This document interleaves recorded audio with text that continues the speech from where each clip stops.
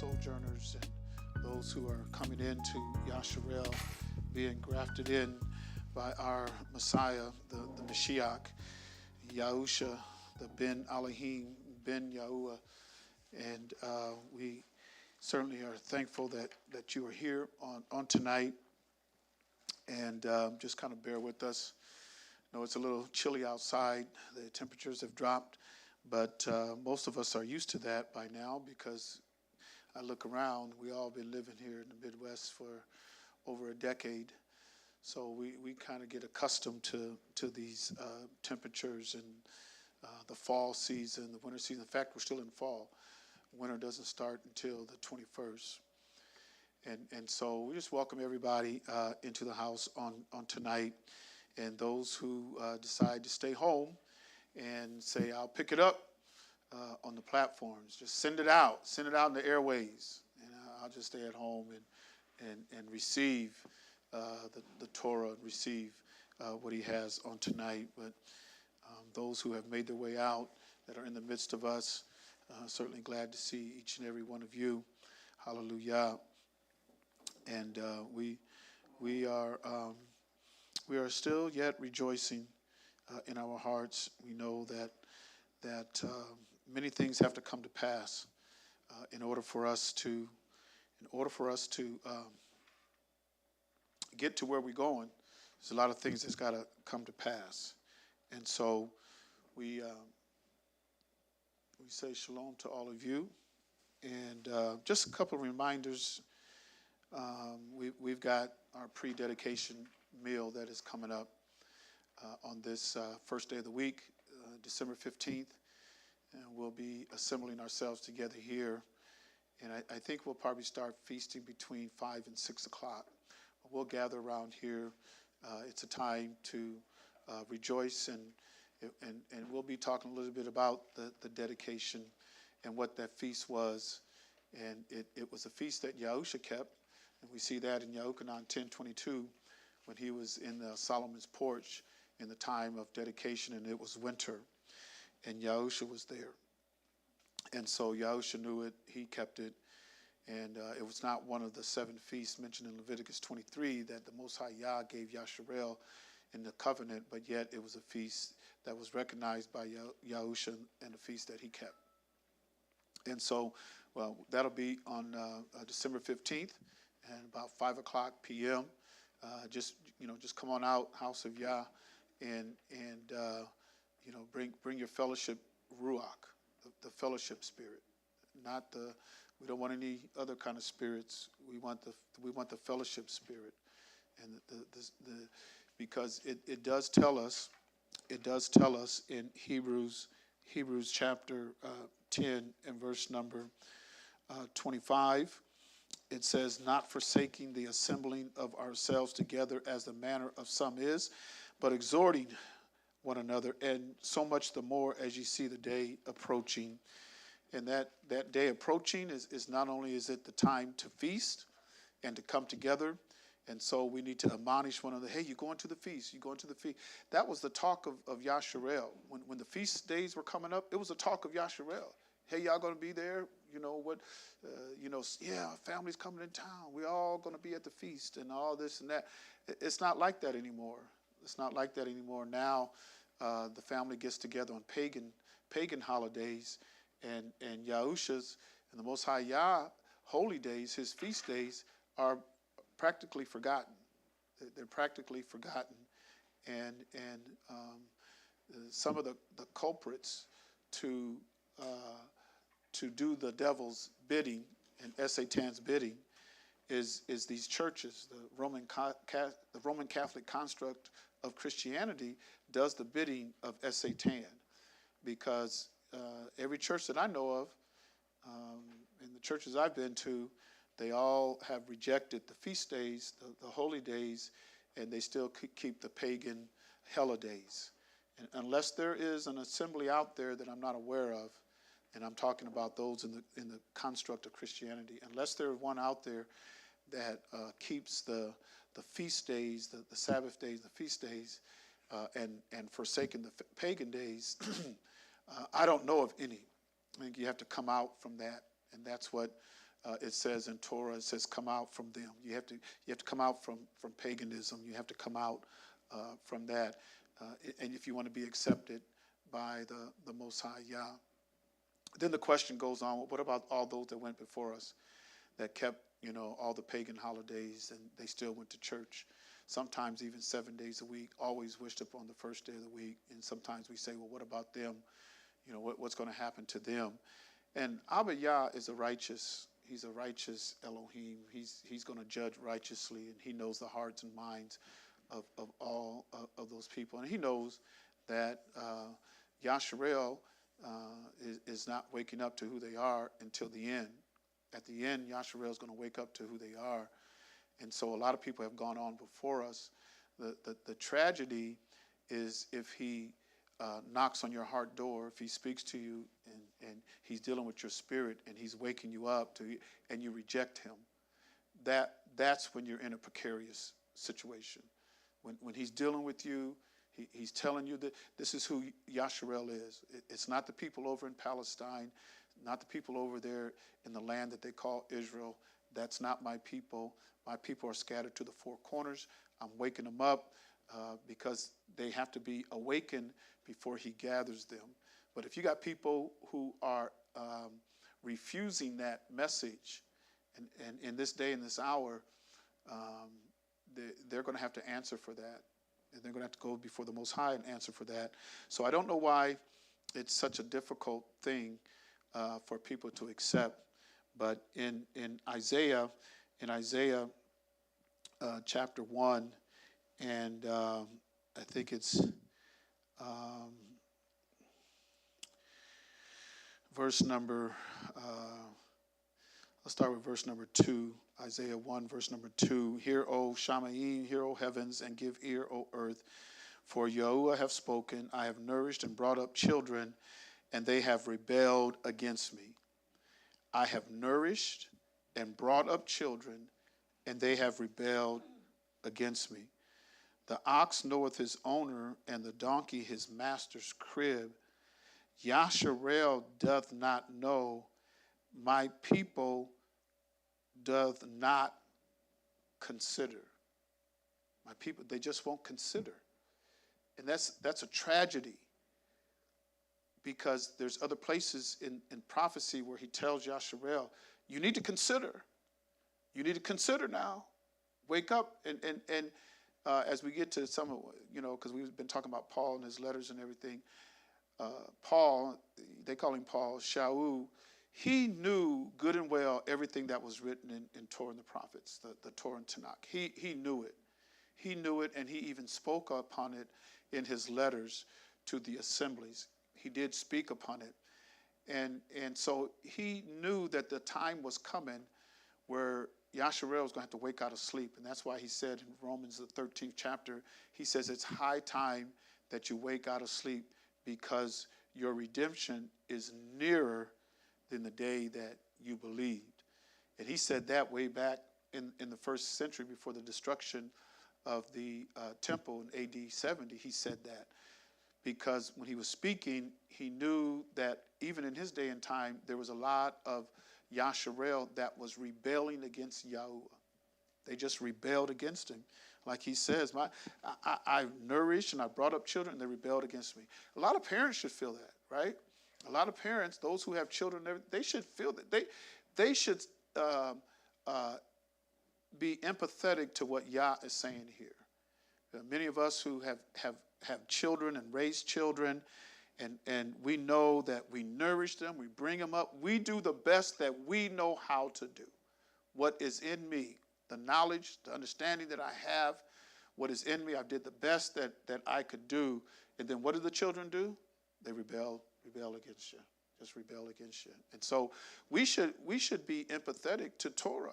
A lot of us should be, because when you look at a father and a mother and how they have children, that's how Yah was with Yasharel as a nation. He was just like that. He nurtured them. He raised them up. He was just like that, just so that they would throw his Torah in his face and trample on it with their feet and say, I'm not going to keep the commandments, and I ain't under no law. Y'all know Yasharel had a problem with the law. They had a problem with the law. And that's not new. We think of it now. Well, Christianity brought in a lot of people, and now all these people, Israelites that's in Christianity, and they're anti-law. No, Yasharel was against the law before Christianity came on the scene.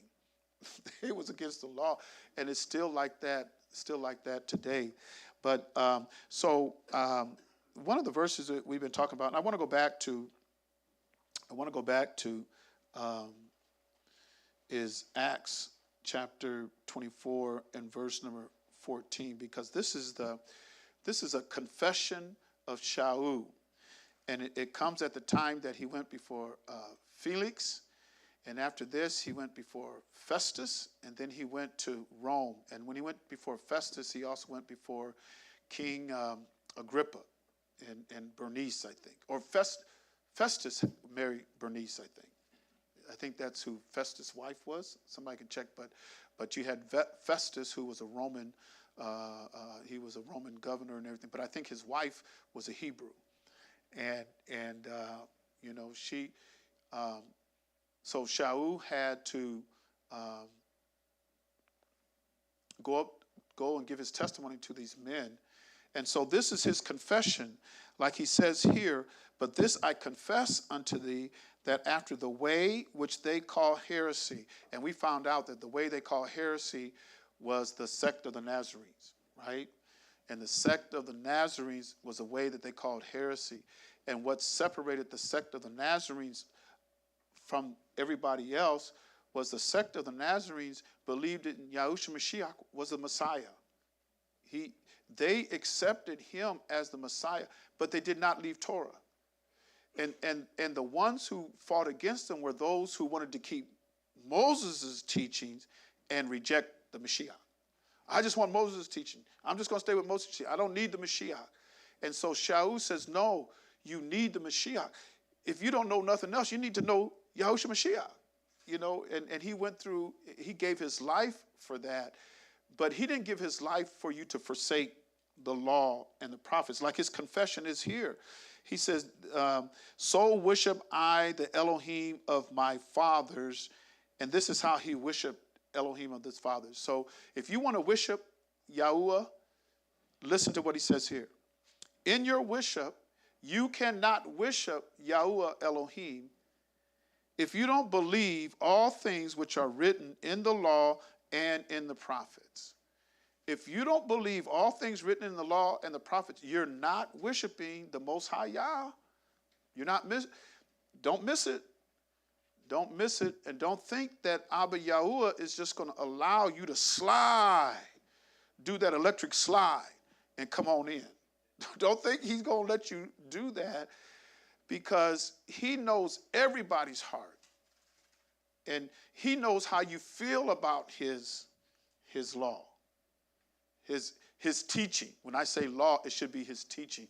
Because remember, listen to what Shaul says. Believe in all things which are written in the law and in the prophets. So when Shaul taught righteousness, where did he get it from? He got it from the law. Because that's what he believed. He believed all things. So when he taught righteousness, he got it from the law by studying the law, knowing what it meant to be righteous, what it meant to be set apart, what it meant to be adherent and to be obedient unto his voice and walking in that path. He knew that. And so by knowing the law, that's what he taught. So when he taught and he sent these letters, when he started up churches, in fact, let me go. Let's go to Acts chapter 28 and verse 17, and then I'm going to read verse 23. And it came to pass that after 3 days, Shaul called the chief of the Yahudim together, and when they were come together, he said unto them, Men and brethren, though I have committed nothing against the people or customs of our fathers. So he didn't go against any of the customs. We have, Shabbat was a day everybody kept. We have another custom coming up, and that's dedication. He never went against any of the customs, the manners, the practices of our fathers. He kept them all. Yet was I delivered prisoner from Jerusalem into the hands of the Romans. Remember, he committed nothing against the people or the prophets. And these are just the testimonies of Shaul. Now I want to go to Philippians. We're going to come back to Acts 24. But I want to go to Philippians chapter 3 and start off at verse number 5. I'm going to read 5 and 6. Circumcised the 8th day of the stock of Yasharel, the tribe of Benjamin, a Hebrew of the Hebrews. Now you have a lot of people in Christianity, they're afraid of being called Hebrews. Don't, I ain't no Hebrew. I heard people say, I ain't no Hebrew. I'm a Christian. Hebrew was the nationality. That was the people he was. Christianity is not a nationality. It's a faith. It's a religion, actually. Christianity is a religion. But in all of Shaul's letters, he never says he was a Christian. You read his letters. He's never said it. Circumcised the 8th day of the stock of Yasharel, the tribe of Benjamin, a Hebrew of the Hebrews, as touching the law of Pharisee. Concerning zeal, he persecuted the assemblies, because what separated him when he was against the way, it was because these people was accepting Yahushua Mashiach as their savior, as their Messiah, as their king over the Torah. And Shaul said, oh no, you can't. You know, he was a Pharisee of Pharisees. He went out to kill him. He killed him. Concerning zeal, persecuting the assembly, touching the righteousness which is in the law, which is in Torah, touching the righteousness that is within Torah, he was what? Blameless. That's why he says, I didn't do anything against the custom of the people or the customs of our father.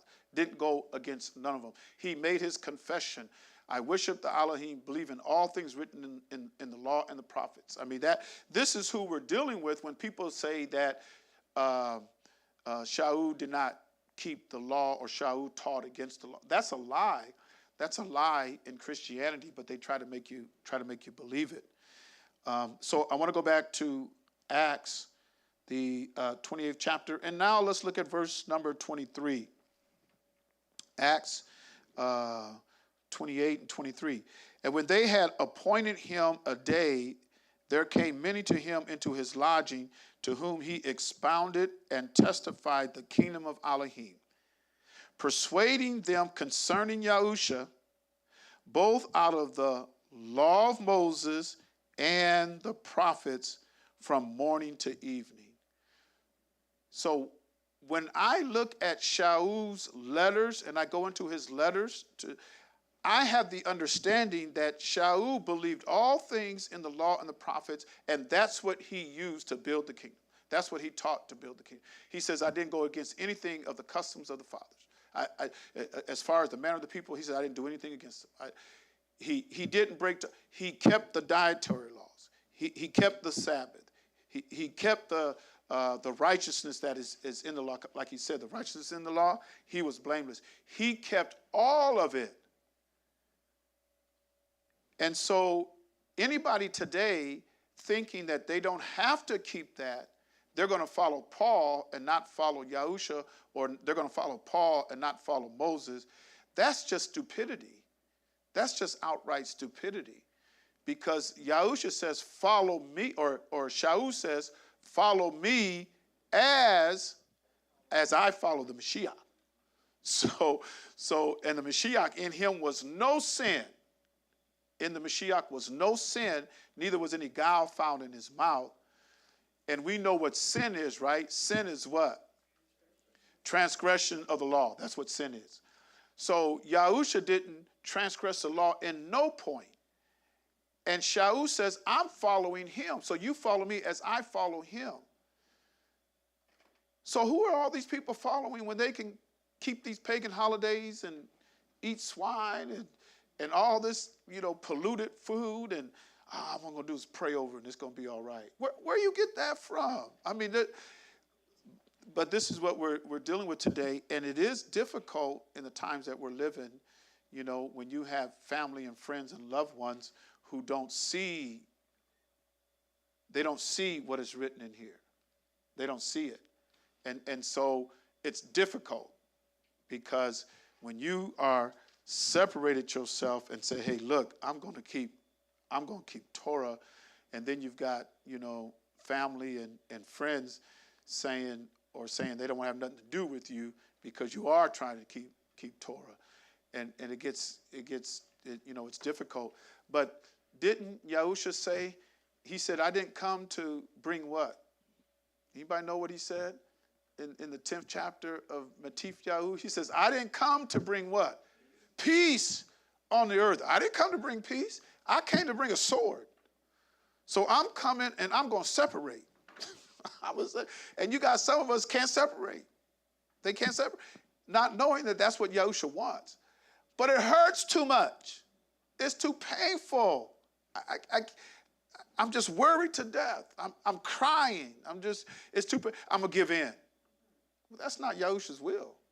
He says, hey, he ain't going to stop you. You can go ahead and do it. He's not going to stop you, but that's not why he came. He came to bring a sword. I came to separate. And who knows what when he said he came to separate, who knows what he said after that? What is that separation going to do? Yeah, maybe y'all need to look it up. What does he say? When he gave the illustration, he didn't say he's going to separate you from your employer. Yeah, it's right there. What is it? Matif Yahu chapter 10, right? Verse 32, something like that.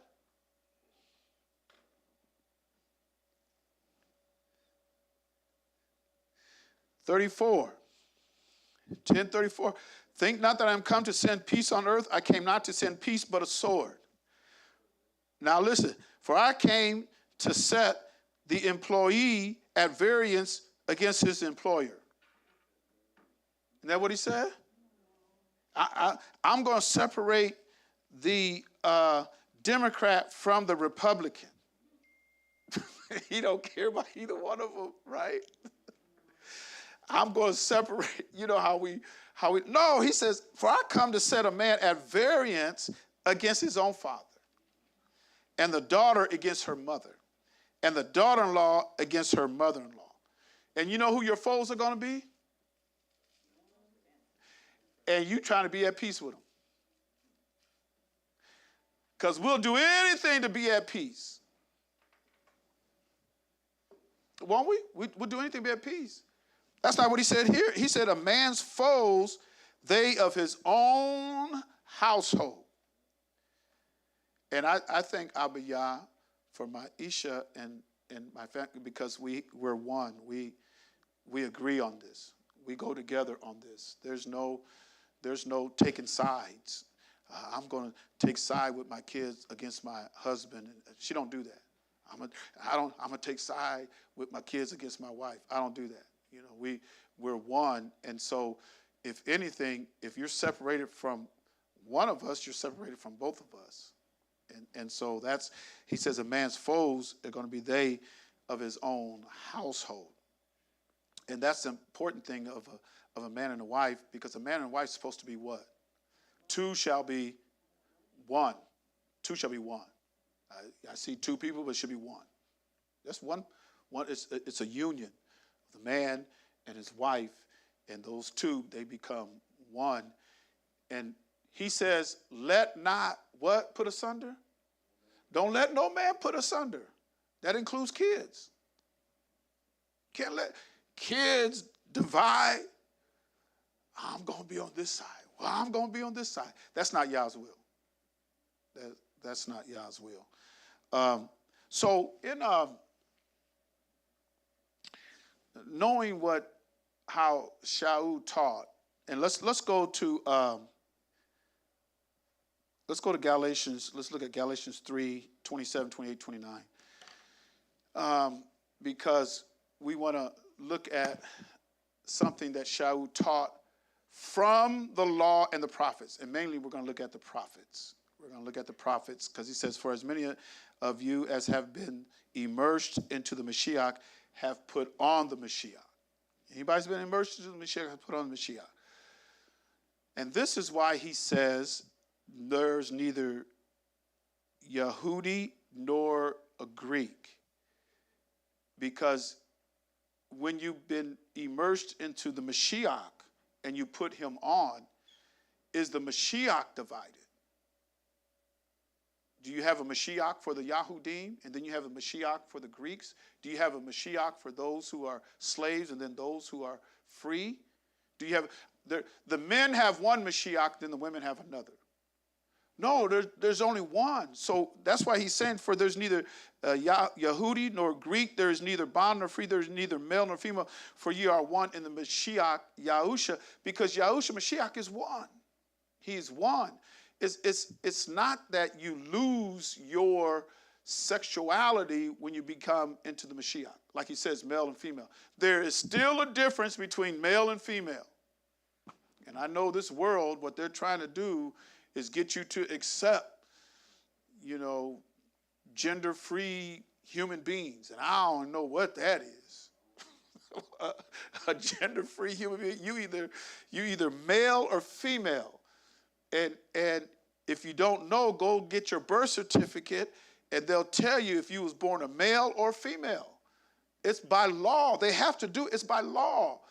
You don't give birth to, I gave birth to a transgender. That ain't on your birth certificate. I gave birth to a boy, but in 21 years it's going to be a female. That ain't on your birth certificate. On your birth certificate is male or female. And that's all he makes is male or female. Even when you get immersed in Mashiach and you put him on, you're still a male and you're still a female. So when he's saying here that there is no difference, we have to understand what he's talking about here. There is a difference between a Yehudi and a Greek. There always will be. There's difference in races. There always will be, because that's how he made man. But what we need to look at, that the Yahusha Mashiach is one, and if you get into him, then we're all in him. In fact, he gets the glory of everything and not our own selves. And then in verse 29, and if ye be Mashiachs, then are ye Abraham's seed and heirs according to the promise. So Shaul, in order for him to even say this, he has to understand what? He has to understand the law and the promise. He's going back to when Abba Yah made a promise unto Abraham. If anybody, if we are a part of that inheritance, and the only way we get it is to be in the Mashiach, Yahushua Mashiach. But if we're in part of that inheritance, then we need to go back and to look at what did he give Abraham? What was that promised seed? Where is that line? Where is that coming from? Because you can't have what we call, salvation. Because I think from my understanding of even the Greek text and the Hebrew text, when we talk about salvation, it's different than what I've been taught all my life, because I even hear, and we used to say, I'm going to go get saved. They went to that church and got saved. And so, our understanding of salvation and everything is not biblically based or Torah based, because our understanding of salvation, we think of salvation being the forgiveness of sins, which there is a forgiveness of sins. But when you talk about the salvation is yet to come. Salvation is yet to come. It hasn't happened yet. Well, I don't sin anymore. Hallelujah. That's good, because he never intended for you to sin from the first place. That's what got us in this mess from the first place, is because Adam sinned. So he doesn't intend for you to sin.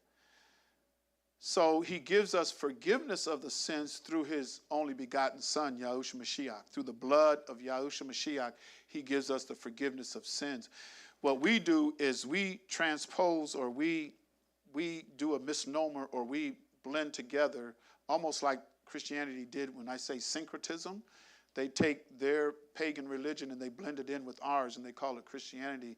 But a lot of times we blur the lines and we cross the lines with forgiveness of sins and then being delivered or being rescued from the condition that we're in now. And we get that confused because there is a difference. When he says that he was going to save them from their enemies and save them from all those who hate them, that is salvation. That's the salvation, and that's why it hasn't happened yet. When you talk about the forgiveness of sins, yes, he gave us the forgiveness of sins through his only begotten son, Yahusha. But he had a way for forgiveness of sin before Yahusha came on the scene. Didn't he? Or did he not? He had a way for the forgiveness of sins. It came through the sacrifice of bulls and goats.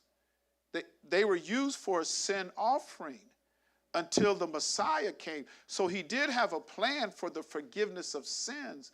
But even those who had their sins forgiven, Yasharel as a nation still had to go through a lot of heartache, a lot of trouble, a lot of captivities, from one captivity to another, mainly because of the broken covenant that they made with Yahush, with the Most High Yah. So they had to go through that. But when you look at the inheritance, or being an heir according to the promise, I want to go to, this is on this, I want to go to a couple of things. I want to start to go back in time to see how this thing was built up. And I'm going to go to 1 Kings chapter 8. I'm going to start with verse number 53. Let's start with verse number 51.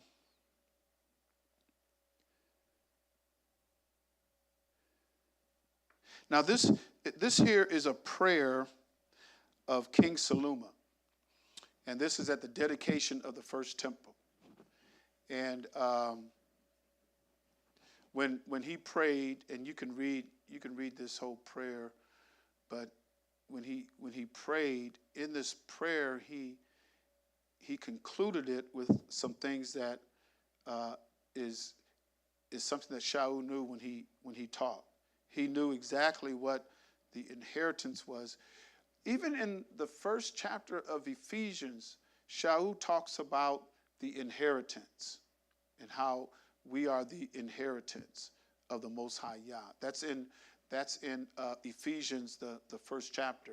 And in Galatians, he's talking about if you're in the Mashiach, then you're going to be an heir.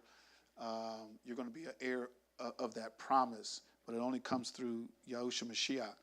So he says here in verse number 51, for they be thy people and thy inheritance. For they be thy people and thine inheritance. And Shalom is King Shalom, Melech Shalom, is talking about the nation of Yasharel. And even in the midst of all that they have done, he says, for they be thy people and thine inheritance, which thou broughtest forth out of Egypt from the midst of the furnace of iron, that thine eyes may be opened unto the supplication of thy servant and unto the supplication of thy people Yasharel, to hearken unto them in all that they call for unto thee. I hope you realize that there's a place in his ear for him to hear your cry unto him. And in fact, he wants you to approach him and to speak unto him. Anybody's not speaking unto him and approaching him on a daily basis, because Yahusha says men ought to always pray and not faint.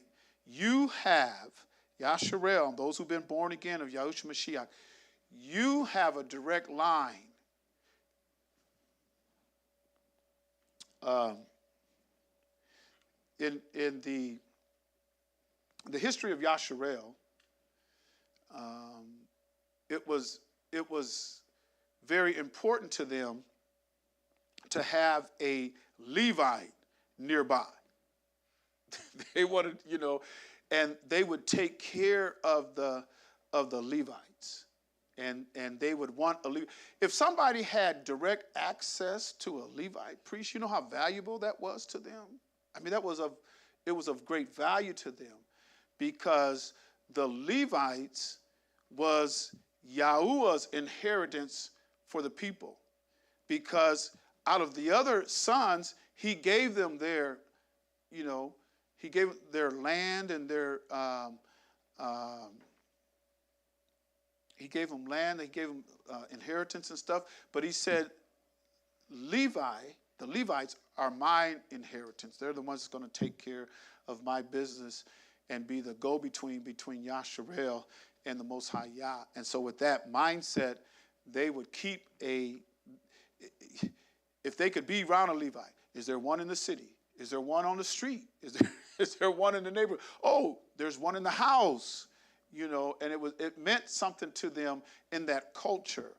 I want to show you we're going to come back here, but in Numbers chapter 6, and we'll come back to that, but Numbers chapter 6 and verse number 22.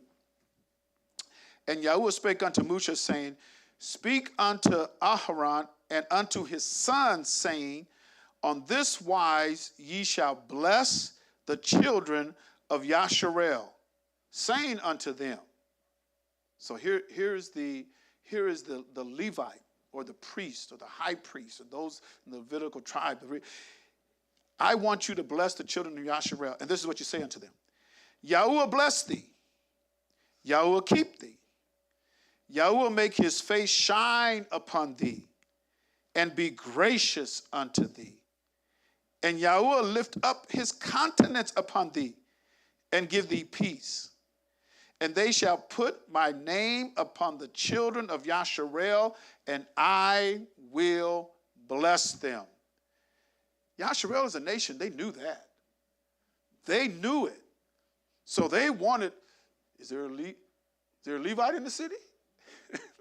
Is there a Levite in town? Is there a Levite in the neighborhood? A priest in the neighborhood? Oh, there's one in the house?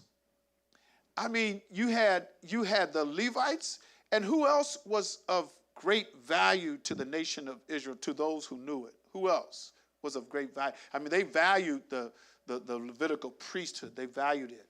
But what else? Who else? Because somebody kept one in their house.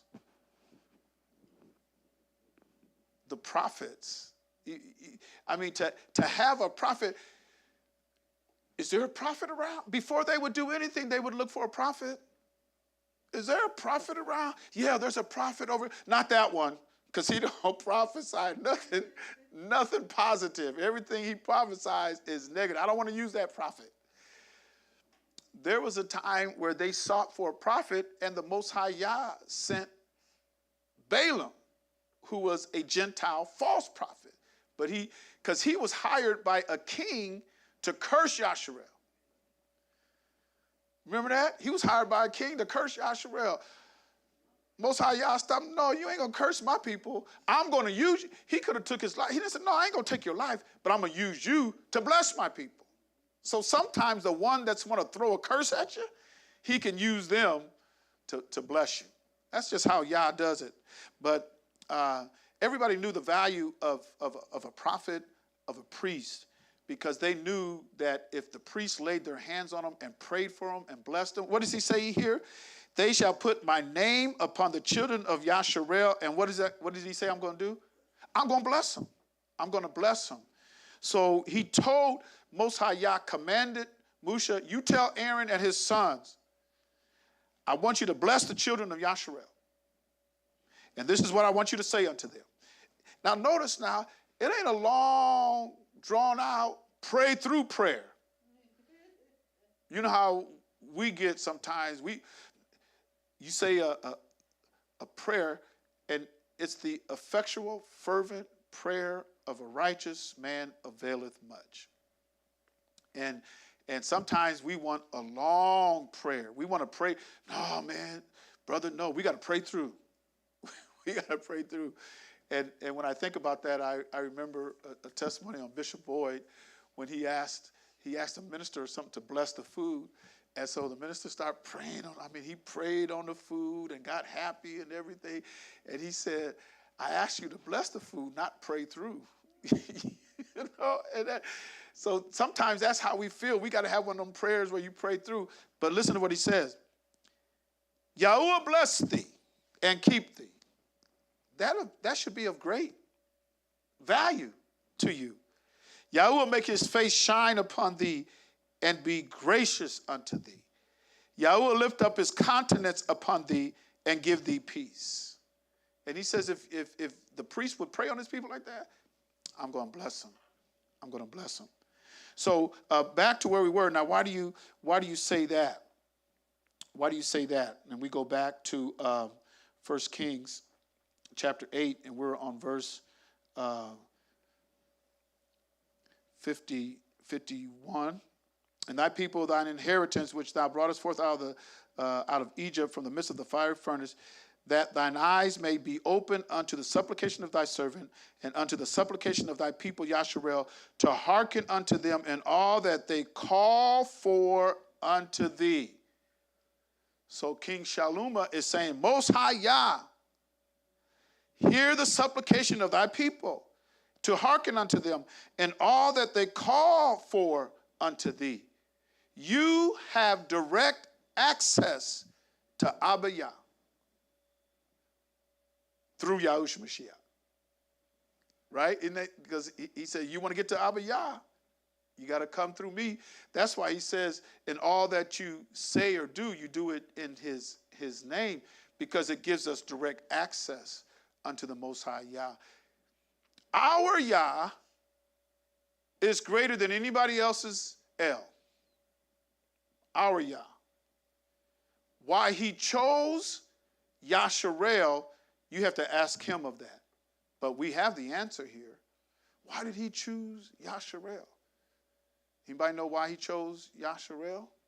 Because it's in here. It's in our Torah. It's in the first 5 books. Genesis, Exodus, Leviticus, Numbers, Deuteronomy. Why he chose Yasharel?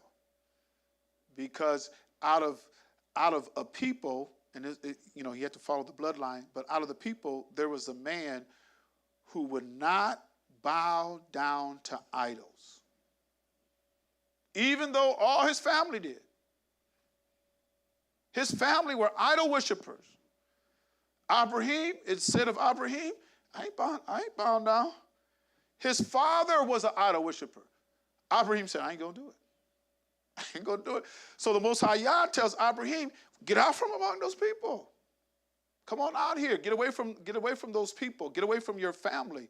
But he did take his nephew with him. But he told him, get away from his family, because Abraham was not an idol worshiper. When everybody else, his whole house, it's hard for us to stand in the midst of our own family in our own house and not bow down to idols. That's hard.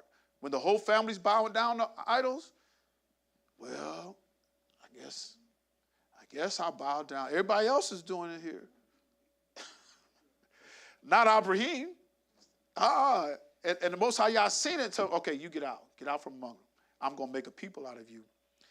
But the promise that he made to Abraham because of his faithfulness, and we say that he is the father of faith, and when the Most High Yah spoke unto Abraham, he didn't pray about it.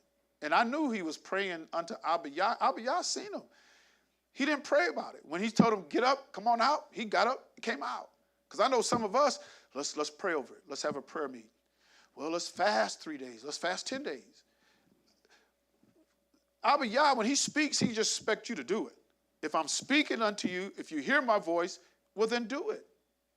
But sometimes we got to debate. Let me call so-and-so. Let me call my Ish. Let me call my Isha. I got to talk this over with the family. I got to talk this over with the kids. I mean, that's how a lot of us would do. I got to talk it over with mom. I got to talk it over with Dad. Dad, he's a visionary. He knows everything. Let me talk it over with him. He's always giving me good advice. Let me talk it over with him. What if Abraham said that about his father? Abba, yeah, I know you're talking to me, but let me talk to my father about it. He wouldn't have left. He would not have left. His dad was an idol worshiper. That's right.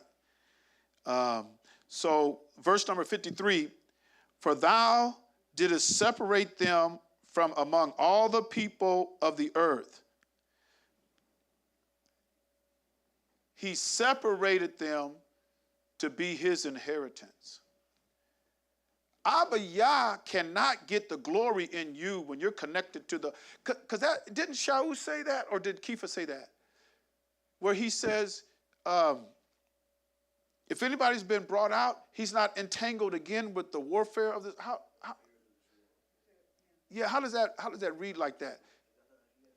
Yeah, because you ain't gonna be entangled with all this stuff. I can't serve Abba Yah and I'm entangled with all this stuff. I'm doing all this stuff. I'm doing paganism. I'm breaking the Torah. I'm breaking the law. He cannot be glorified in you when you're connected to all this other stuff. That's why he says, come out from among them and be ye separate, my people. And then that's when I'm going to receive you. Verse 53, listen to what he says here in verse number 53. He says, for thou didst separate them from among all the people of the earth to be thine inheritance. You can't be his inheritance and be connected to this world. That's why it says in 1 Yahukanah, love not the world, neither the things that are in the world. For all that is in the world is the lust of the flesh, the lust of the eye, and the pride of life. You're not his inheritance if you're doing all that other stuff. Connected to all that other, you're not his inheritance. He's got a people that is separated unto him. And the ones who are separated and that are of his inheritance, they're not ashamed. Not ashamed to be separate. As thou spakest by the hand of Musha thy servant, when thou broughtest our fathers out of Egypt, O sovereign Yahuwah. So this is Solomon praying, right? This is him praying, saying that you've separated the people from all the other people, and that's when you're his inheritance. Is when you're separated from, and a lot of times it doesn't feel good. It goes against your flesh. Because you know us, a lot of times we want to please the flesh. We want to please the flesh. And if something's going against the flesh, I'm not going, y'all can suffer if you want to, but I'm not going to suffer. Well, if you don't suffer with him, then you're not going to reign with him. And is fire hot? Is fire hot? Does it bring pain? Yeah. So he said, did he say he brought him out of the furnace of iron? And then it talks about how gold is refined. And he talks about his precious jewels. All of those are illustrations because you have to go through something. It's not a bed of ease. We're not in the kingdom yet to where we don't have to worry about anything. We're not there yet. The trial of our faith is not over yet. Not unless you come to the end like Shaul did, right? You know, when he says, the time of my departure is at hand, because he knew it was time for him to leave. He says, the time of my departure is at hand. He says, is at hand. He says, I've fought a good fight. I've finished the course. I've kept the faith. And then what was laid up for him? A crown of righteousness, because we found out that righteousness is what? Immortal. Righteousness is immortal. So he says, I got a crown of righteousness. I know I've got immortality. It's waiting for me. I got to depart this life, but I know in the resurrection, I'm going to be immortal, and I won't have to worry about dying ever again. I got that crown of righteousness. But so in this short 3 verses that I read here, it says 2 times the inheritance. And then what did Shaul say? If you are Abraham's seed, then you're what? We read that in Galatians. If you're Abraham's seed, then are ye a... Huh? Yeah, that's what he said. If you are Abraham's seed, then are ye heirs, according to the promise. You're that inheritance. You're going to get that inheritance. This inheritance that he promised. Why did Shaul connect everybody back to this? Isn't it amazing? He says, now, if you're in the Mashiach now, you're Abraham's seed, you're an heir. You go back and look at those promises and the inheritance. That's what Yahusha does. He connects you into all of the promises and the inheritance. He connects you back into that. Because, see, we have our understanding of the Greek manuscripts is given to us by the heathen nations, the Roman and Greek philosophers. And maybe we ought to do a study on those men and just look at those men who built Christianity. I don't care where you go. You can go to Apostolic, Pentecostal, Church of God in Christ, Methodist, Episcopalian, AME, Baptist, Foursquare. I don't care what you can call. Pick a name. Pick just any of them. Go in there. It's all the same. They all have the same doctrine when it comes to salvation, forgiveness of sins, and then going to heaven. Going up to heaven. I'm going up to heaven to sing and shout. Be nobody there to put me out. That's not what Shaul believed. When he talked about heaven, he says we have a heavenly body. We have a body up in the Shamayim. There's a body waiting for us. Because he says that in, 2 Corinthians chapter 5. He says we have a heavenly body. And he says, I feel naked without it. That's what he said. He said, I feel naked without it. I want that body.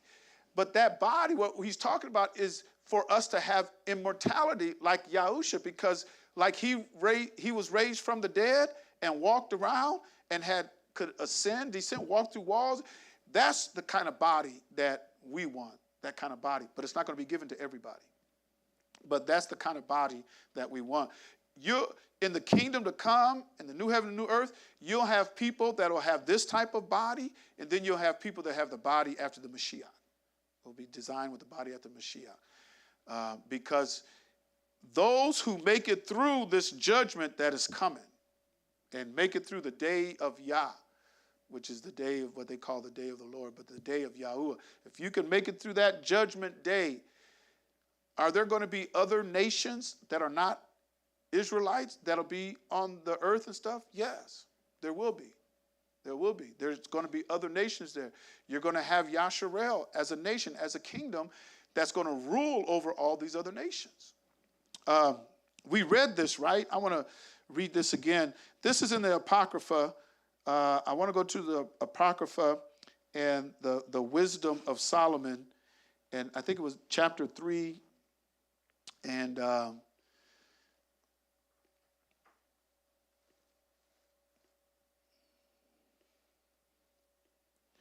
he talks about, I want to get that.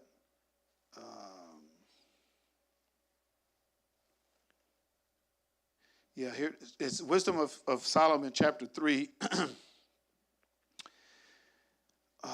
do I want to start? Because I don't want to get all of this. So let's start with verse number 6. As gold in the furnace hath he tried them and received them as a burnt offering. And in the time of their visitation they shall shine and run to and fro like sparks among the stubble. They shall judge the nations and have dominion over the people, and their Adonai shall reign forever. That's what's going to happen to those who are resurrected, those who are going to be with the Mashiach. There's going to be other nations here for us to judge over, to be over. So there are going to be other nations and other people, but we have a special place because there's a hierarchy with Yahuwah Elohim. There is a hierarchy, and there is an order of things. You know, the teaching of it's heaven or hell. Either you're going to go to heaven or you're going to hell. And I carried that for a long time without thinking of all the other scriptures that talks about the earth, the reigning of Yasharel. Even before he judges Gog and Magog, Yasharel is going to be in their kingdom. They're going to be in a place of safety. There's going to be 1,000 years of peace. I mean, there's going to be other nations. Yasharel is not the only nation on earth. There's going to be other nations. There's going to be 1,000 years of peace. Yahusha is going to sit on the throne. And then he's going to, after 1,000 years, he's going to loose Satan. He's going to rally up Gog and Magog and all these other nations, and they're going to go up against Yasharel. And it says in the 38th chapter of Ezekiel, in the 39th chapter of Ezekiel, those two chapters, you have to read those two chapters because it deals with Gog and Magog, and he's going to wipe them out. He's just going to wipe them out, and that's going to be the last war. And then after that, you're going to have a new heaven, a new earth, and you don't have to worry about, but there's going to be nations of people. So the thought that I had about, heaven or hell, and either you're saved, you go to heaven. If you ain't saved, you're going to hell, and that's it. It's not going to pan out like that. It's not going to that type of teaching of the Greek text, of the Greek manuscripts, is what falls on Christianity, and they don't have an understanding because they don't read Torah. They feel that Torah is, I don't have to read the Old Testament. Old Testament doesn't apply to me.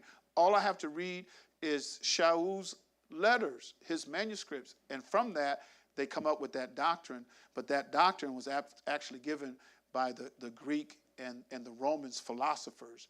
They came up with that doctrine. Because even when, before judgment comes, Yasharel is going to have to be judged. He's going to be dealing with his nation, and Yasharel is going to be judged. So what about us? When Yahusha came and he said you had to be born again, those who are going to have the eternal life with Yahusha and reign with Yahusha in the kingdom forever and be made and fashioned like him are those who are born again. So are you going to have those who are not born again? That's going to be there, but they're not going to be fashioned like we are, because the only way that you can reign with the Mashiach forever and to have that body that he has, you have to be born again of water and of spirit. And that's what Yahusha, he plainly said, because he went unto his people and he says, hey, y'all, you got to be born again.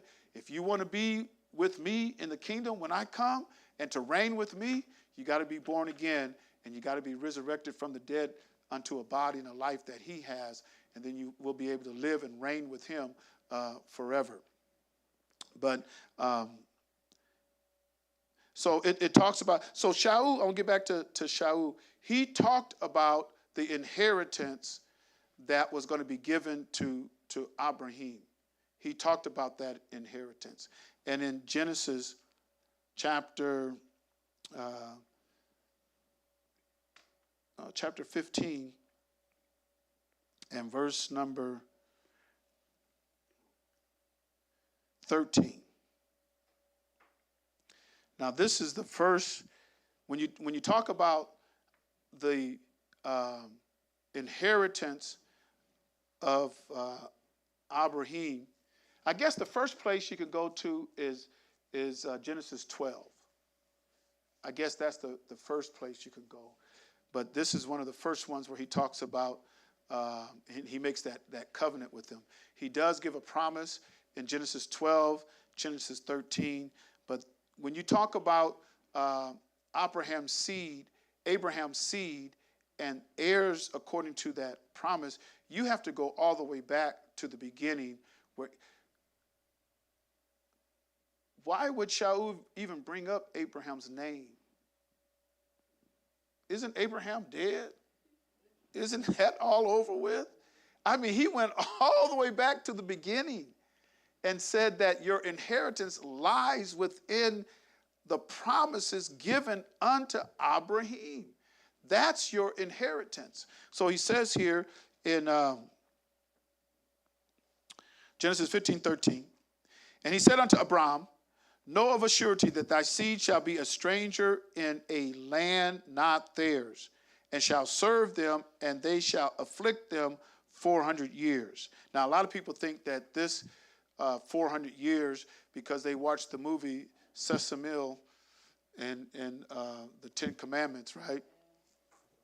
And Charlton Heston says, we've been here enslaved for 400 years. And everybody believes that. That's not true, because they were only in Egypt for 215 years. That's what history teaches. They were in Egypt 215 years. And so it wasn't 400 years. So there was another affliction that was going to come upon the seed of Abraham. That's not what happened in Egypt because they went into Egypt. When they went into Egypt, they were a part of the ruling class. If you look at Joseph, Joseph was second only to Pharaoh. And when they went into Egypt, what did Pharaoh give them? When they went into Egypt, they gave them the best land. They gave them Goshen. That was the plushest, the best land, and they were free in Goshen. I mean, they had the best of Egypt, so they weren't afflicted for 400 years from the time that Joseph went in there to the time of Moses, Musha, when he came out, was not 400 years. So that's not what it's talking about here. And also that nation whom they shall serve will I judge, and afterward shall they come out with great substance. That nation whom they will serve, they shall serve, he's going to judge that nation. And after the judging on that nation, they're going to come out with great substance. And he says, so I want to go down to verse number 18, because this is the inheritance of Abraham, if you're Abraham's seed. In the same day, Yahuwah made a covenant with Abraham, saying, unto thy seed have I given this land, from the river of Egypt unto the great river, the river Euphrates. The Kenites, the Kenzanites, the Kadamites, the Hittites, the Perizzites, the Rephims, and the Amorites, and the Canaanites, and the Girgasites, and the Jebusites. Now, if you look at this, from the river of Egypt, when you think of the river of Egypt, you're thinking of the Nile. So from the great river of Egypt to the river of Euphrates. Now, we look at current maps today. And we look at the current map today. And even if you just took the current map today, which I don't think the current map today is what he was talking about here, because when Abraham left Egypt, he told him to go south. He told him to go south. And he says, everywhere that you set your foot, I'm going to give this land. And Abram was nomadic, and he was just walking everywhere. But he went south of Egypt. He came out of Egypt and went south. He didn't go east. He went south. And so from the river of Egypt unto the great river, the river Euphrates. And so you look where the river Euphrates is, you look where the Nile is, and you go south of that, all of that land. All of that land. I don't think it's in Egypt. I think you have to go sub-Saharan. You have to go south, and you go from that great river all the way over. That's a huge mass of land. It's not a sliver of land the size of New Jersey up on the coast. It's a land that's very well. Well, what did he say? He was going to give him the land of Canaan, right? And what did it flow with? Milk and honey. Milk and honey is different than rocks and sand. You got rock. He didn't say it's going to flow with rocks and sand. It's going to flow with sand.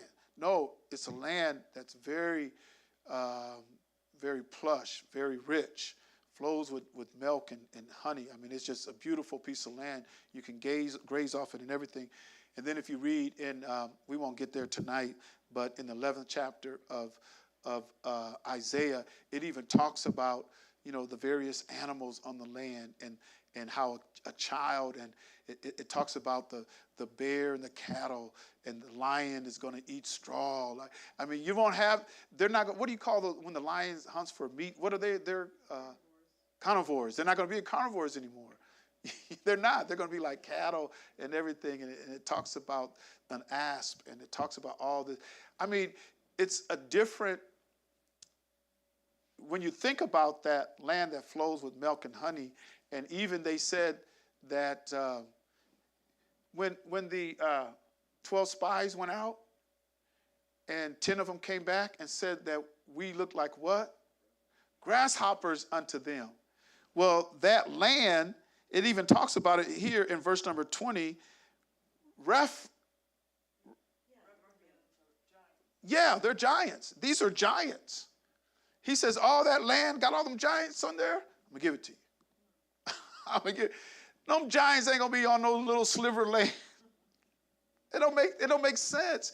When you look at all these nations, you have to go back into the old maps and look at where all these nations were: the Kenites, the Kinsonites, the Kadamites, the Hittites, the Perizzites, the Rephaims, the Amorites, the Canaanites, the Girgasites, and the Jebusites.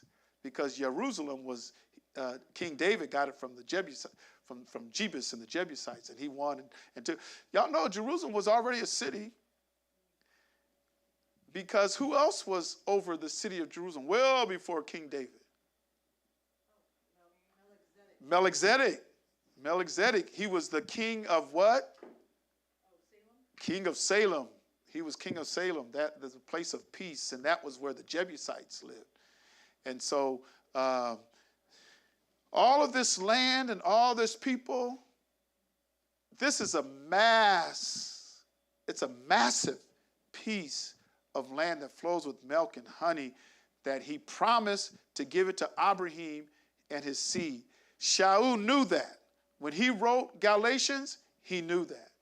He knew good and well. And that's why he says, now, if you're in the Mashiach, you're going to be Abraham's seed and you'll be an heir. You're going to inherit all the promises and everything he gave to Abraham. You're going to inherit. Abraham never went to the Shamayim. He's in a place of comfort and peace, because we see that in Luke, what is it, 16th chapter, where it talks about the rich man and Lazarus, right? And so when Lazarus died, he went into Abraham's bosom and he was at peace. So it's not in the Shamayim. Abraham did not go to the Shamayim. He's not up in heaven. And I was thinking about that the other day because it keeps going over in my mind. But there's a great gulf between the rich man and Lazarus. And those Roman Greek philosophers came up with a plan where you can purchase that man out of the place of torment and put him into where Abraham was. Isn't that, huh? Yeah, you could, you could pay. Didn't they come up with that? Because they knew. They knew there's a great gulf. Hey, the people who die over here, hey, y'all ain't messing with these people over here.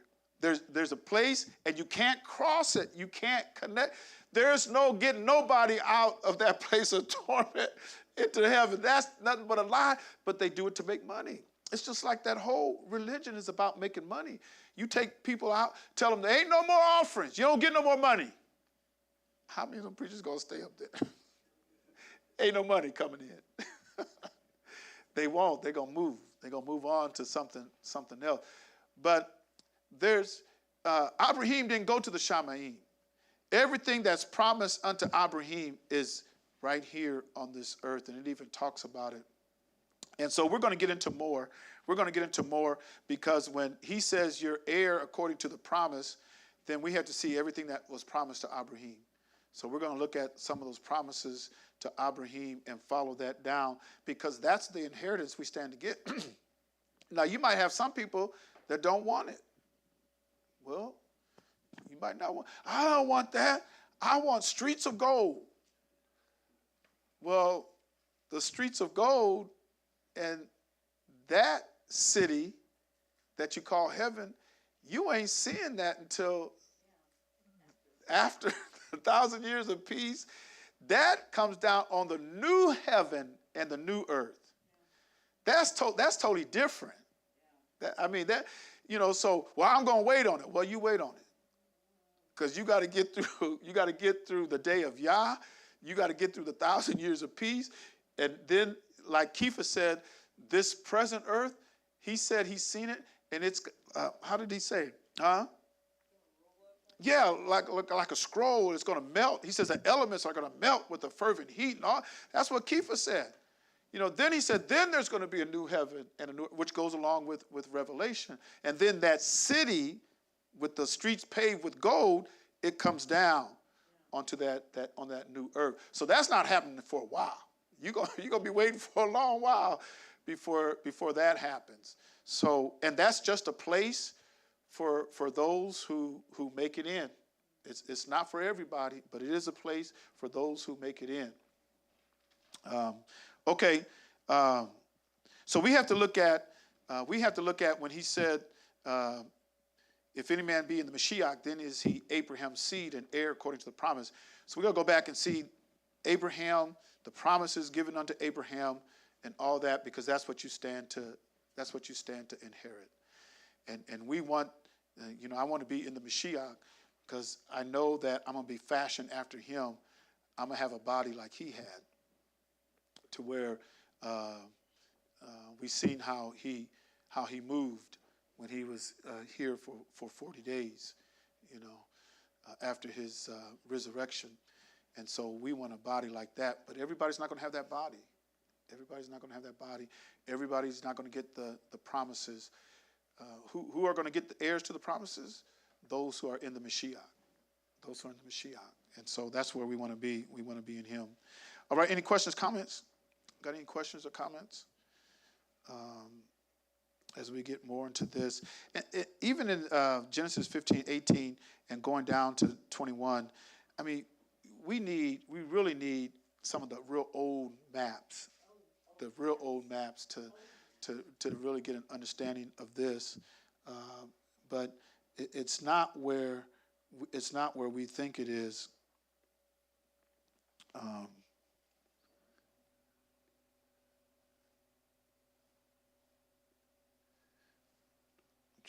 Okay, Genesis 13:1. We didn't get here, but and Abraham went out of Egypt, he and his wife, and all that he had, and Lot with him. And where did he go? He went south. So when you look at that northern part of Africa, and you see where the pyramids and everything where Egypt was, and they got all the, what do you call the painting? What do you call that? Hieroglyph? What do you call that? Is it hieroglyphics? You got all of that on the walls and stuff and all that. He went south of that. He didn't go east. It would have told us he went east. He didn't go east. So he went south, and everywhere that he set his foot as he went south. Yes. Well, when we compare this, Abraham, this has come out from, them and get out of your country. How do we compare that to today, where the Bible says, "Come out from Babylon, get out from her, don't be partakers of her sin." Yeah. I know a lot of people look at that as separating themselves from the world system. Mm-hmm. Is that? That's a part of it. That's a part of it. Yeah. Nothing to do with the cash and the credit. We have to survive. That's what we have to survive. We survive by our cash and credit, the system that we're in now. When you want, and it says to come out, don't be partakers of none of this stuff. Initially, I think we are in some way. Yeah, we still need to survive and live, and so that's what's happening now. If you really want to come out from among it, and I think Mystery Babylon is not only here, but it's in other nations too. That's the mystery of it, because the first Babylon was in one locale. Everybody knew where Babylon was. As soon as you said Babylon, oh yes, that way. But Mystery Babylon, it's in all these other nations as well. But coming out of Mystery Babylon has a religion that we can't be a part of. There is going to be a time where in order for you to buy and sell, and it's not going to be just here because it's going to be in order for you to buy or sell, you have to take that mark. That's coming. So we have to be out of that.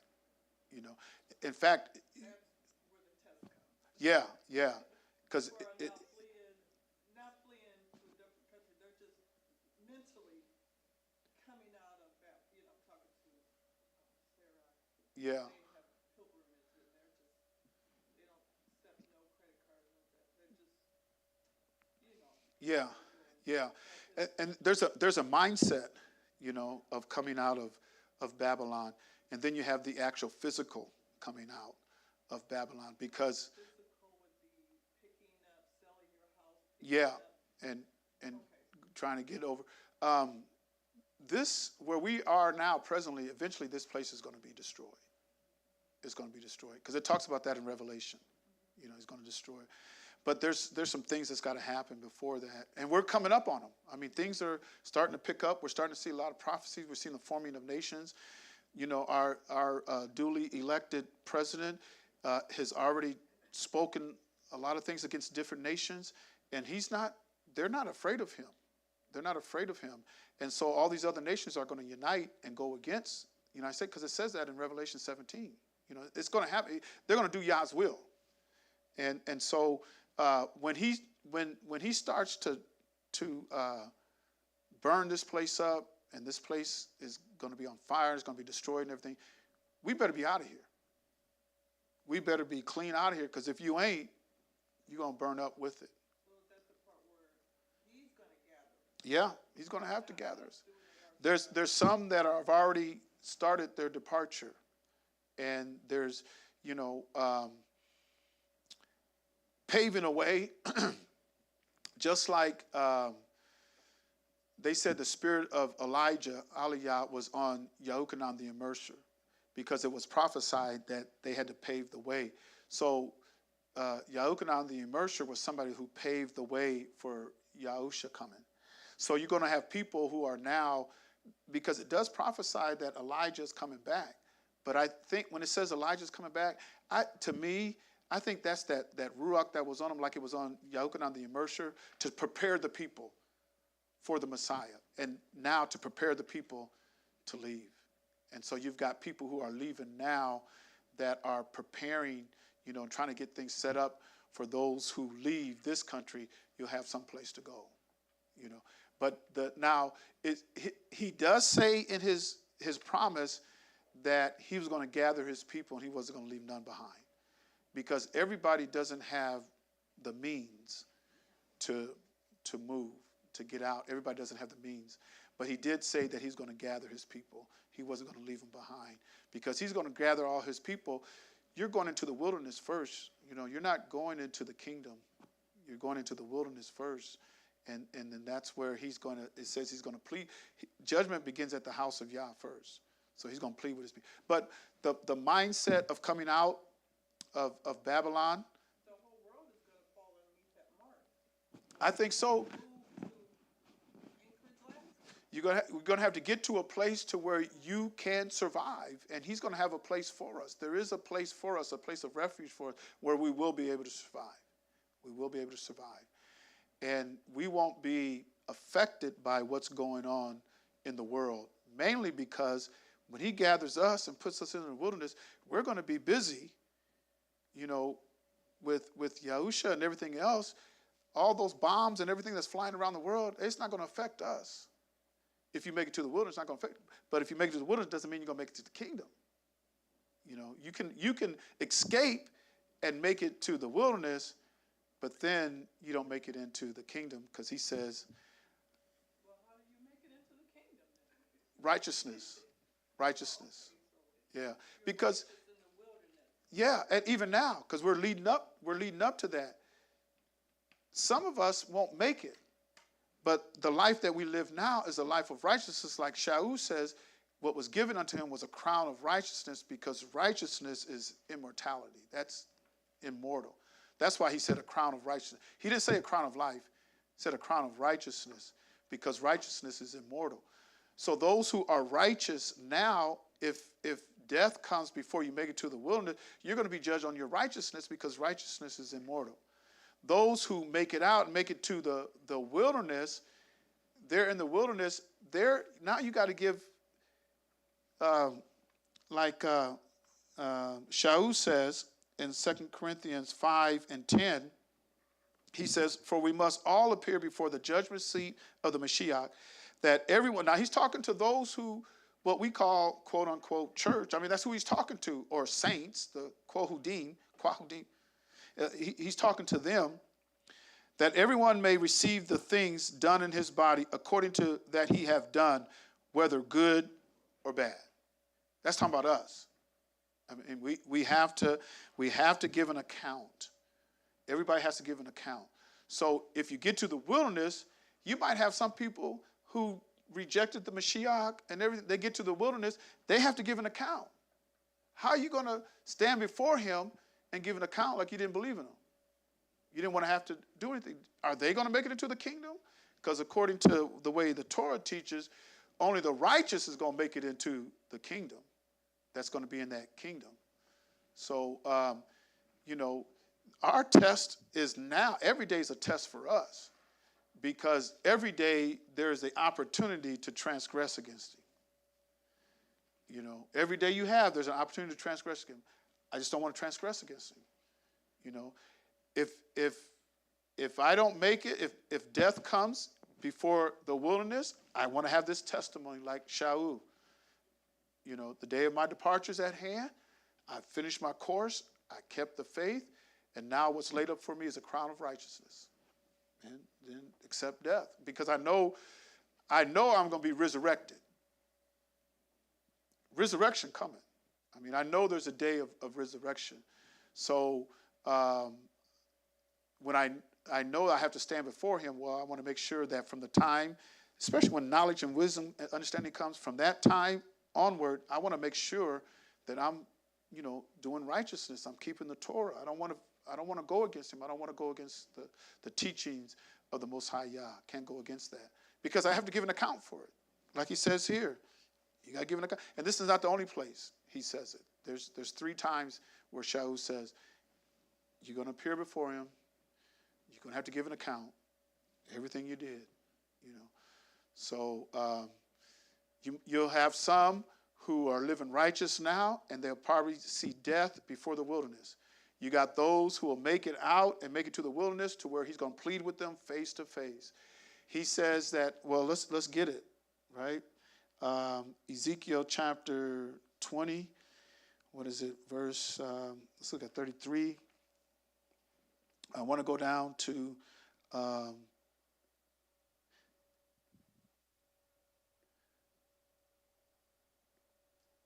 38. And I will purge out from among you the rebels. Now this is in the wilderness. This is in the wilderness. He says, I will purge out from among you the rebels, and them that transgress against me. I will bring them forth out of the country where they sojourn, and they shall not enter into the land of Yasharel. And ye shall know that I am Yahuwah. So he can gather them, but they don't make it out of the wilderness. But those who can make it now, make it through the wilderness, they're the ones that's going to go into the kingdom, go into the land of Israel that he has prepared, that he has promised to give to Abraham. Because everybody's not getting in. But when you talk about that shining city that comes down from the Shaman, that's after this. That's down there a little further. But those who are reigning with them for 1,000 years, that you're probably you'll see that city. Because we can't live 1,000 years in these bodies. We just can't. But, if we're fashioned after him, we go through the resurrection, we're fashioned after him, we won't have to worry about dying again. We won't have to worry about dying, so we'll have a new body.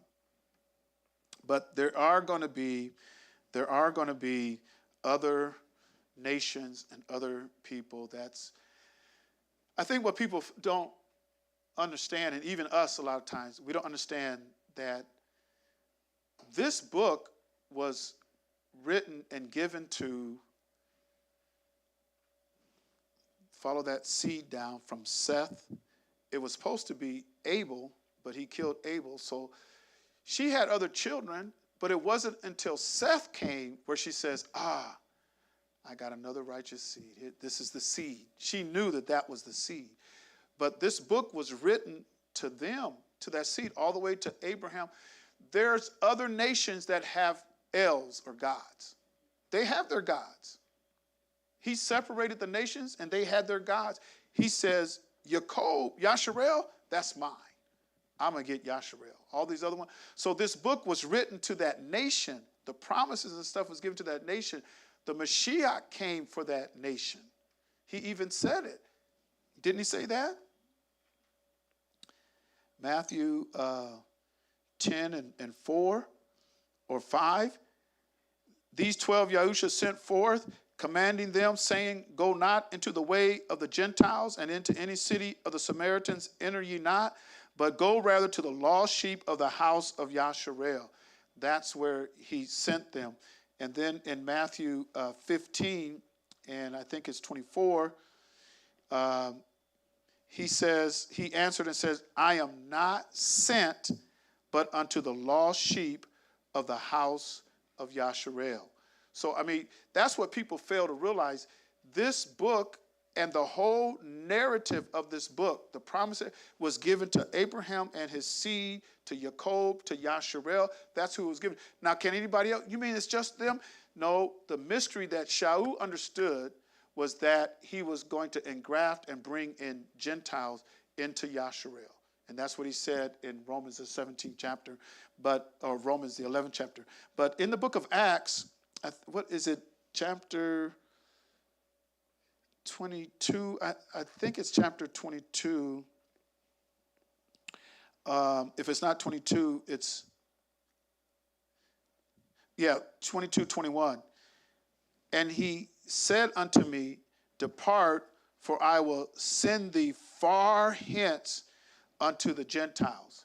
Because he said he was going to get a people out of the Gentiles, and he used Shaul to do that. So the Gentiles, like he says in Romans chapter 11, they have to be grafted in to Yasharel. So Yasharel and all the sojourners, those who are grafted in, those are the ones who are the children of the promise. Yes.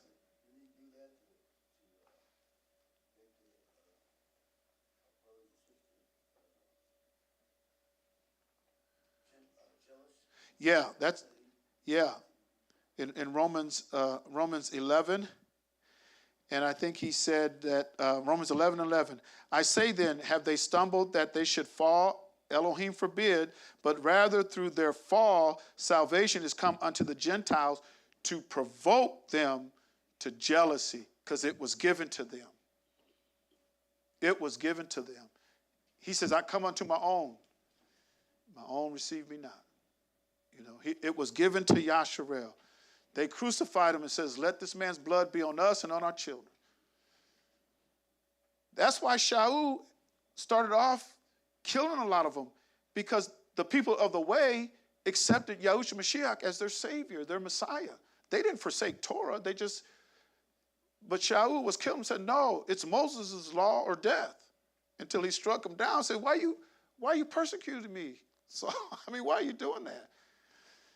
And so then he came, Shaul came from someone who was injurious to Yasharel to actually being the ringleader of the sect of the Nazarenes, like it says in the scripture. But yeah, their fall. Now, did all of them fall? No, because you still had Israelites that followed and received Yahushua Mashiach, received the Ruach HaKodesh, believed in him. And you had Israelites who did that. But as a nation, when you speak nationally, it's just like now, Yasharel is scattered to the four corners, and you got a lot of people saying, well, we got some rich folks and stuff, and we got some folks that's successful and everything. Well, yeah, you do, but as a nation, you're not being prosperous as a nation. Yeah, there's individuals, there's people who pop up, millionaires, billionaires and stuff, but we're starting to see a lot of the covers being pulled back off of some of these wealthy people, it's coming. But as a nation, Yasharel is still going through their punishment until it's over.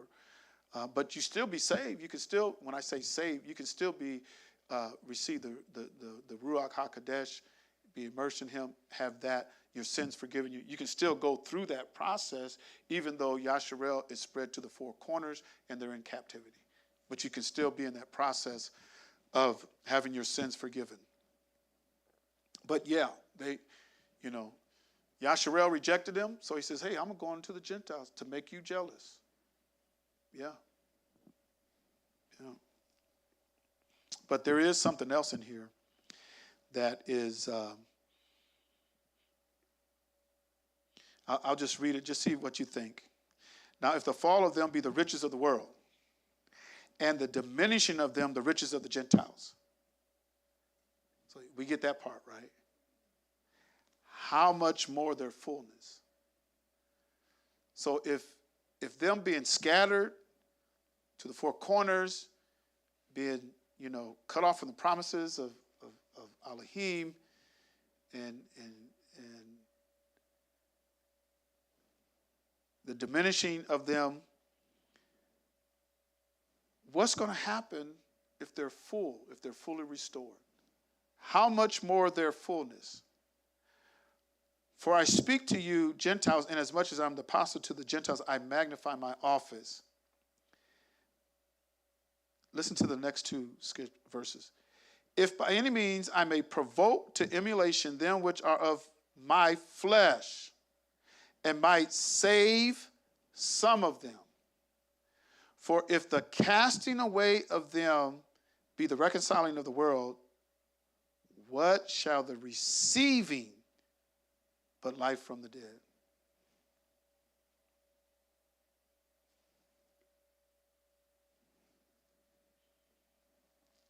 Y'all see that? Just think about it. Just tell me what you think.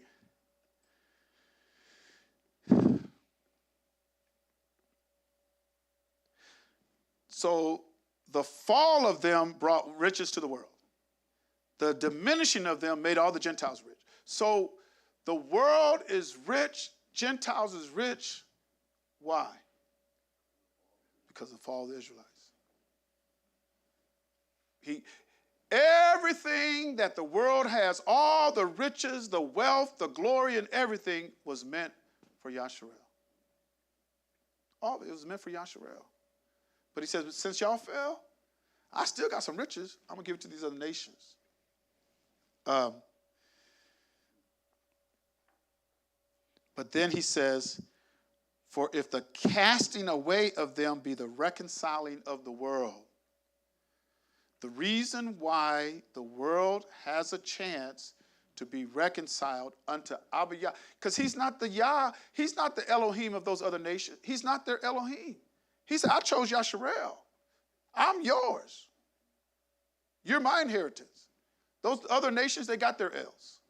But because Yasharel fell, then Yahuwah was spread around to these other nations. But listen to this.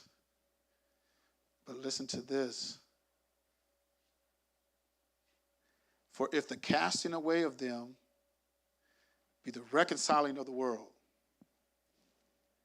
what shall the receiving of them be?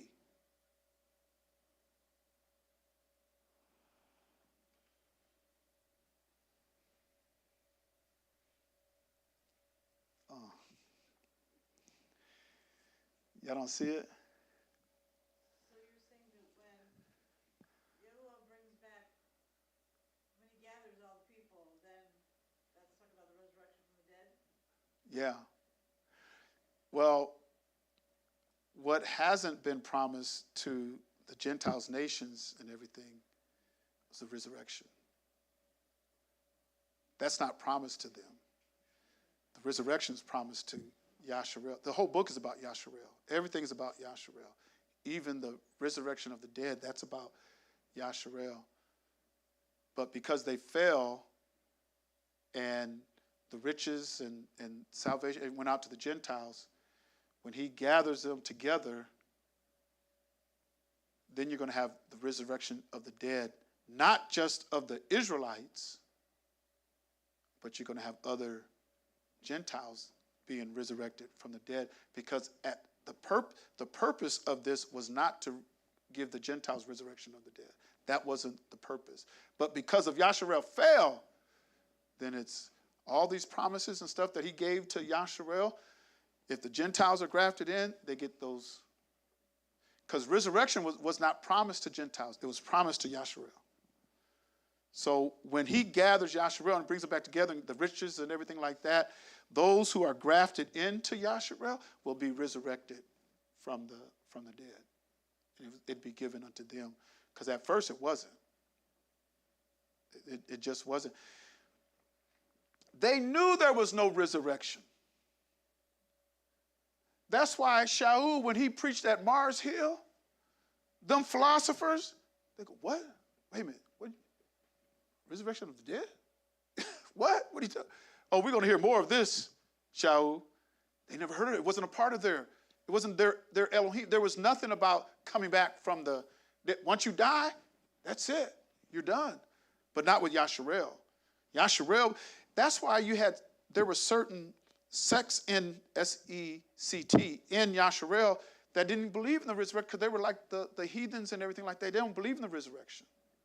You live, let live, then you die, you're gone.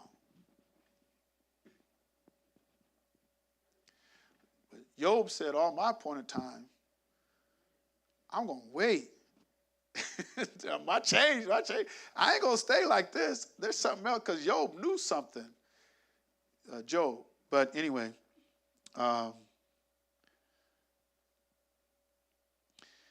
so, I mean, you can keep reading it, because he says, for if the first fruit be holy, the lump is also holy. And if the root be holy, then so are the branches. And then he goes on to talk about the grafting in, and that the Gentiles are not to boast against the natural branches, because, and he goes through all of this. It's right there. It's right there. But the resurrection of the dead and all that other stuff wasn't a part of these other nations' deity in their theology.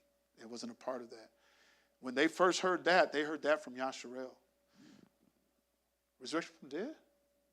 You mean y'all gonna live again? But because of Yasharel's fall, when they come back to their fullness and resurrection comes back, then those who are grafted into Yasharel are going to be resurrected with them. So, any other questions, comments? Yeah, I think the rapture, what they're talking about is the rapture. I think they just understand what Paul's talking about, the gathering of his people. Because his people are going to be gathered together.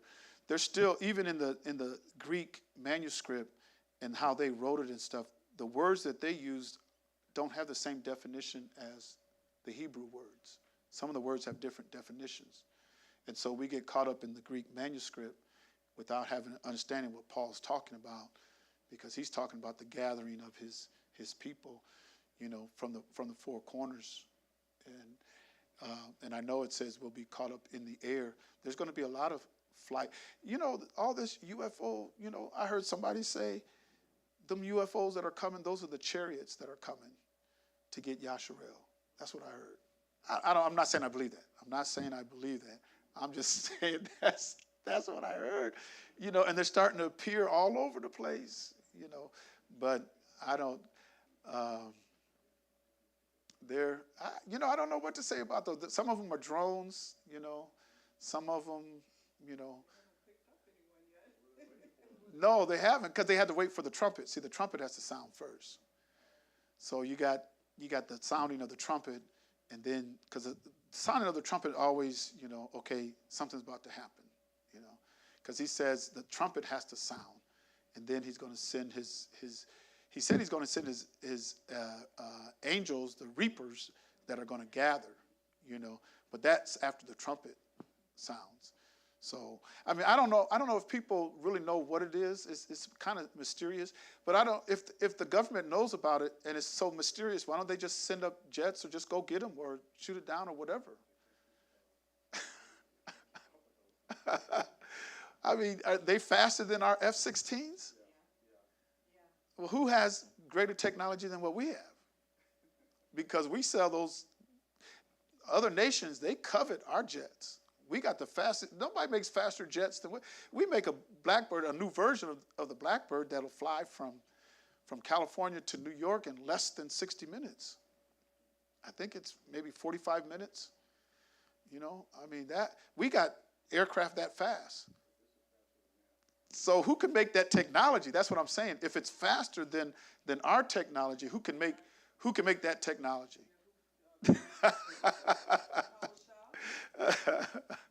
Yeah, it has to be heavenly. I mean, it's not man-made. That's the point I'm trying to make. It's not man-made. Because when it comes to man-made stuff, we can make some fast stuff. Oh yeah, like lightning. And you know how fast lightning is. That happened quick. Yeah. Hey, nothing happened that fast before. I seen Satan fall like lightning. All right. So what we're gonna look at more of some of these, what Shaul was talking about when he talked about the inheritance of Abraham. Anybody got anything else they want to add? Anything else you want to add? If not, we're going to say shalom, shalom. Thank you for coming in. Thank you for spending some time with us. And those in the house of Yah, just remember, pre-dedication meal coming up December 15th at 5 o'clock. Bring your Ruach of fellowship. Yeah. And we're going to have a feast here. We're going to decorate the dining room and everything and have a big old feast. That's coming up on this Shabbat.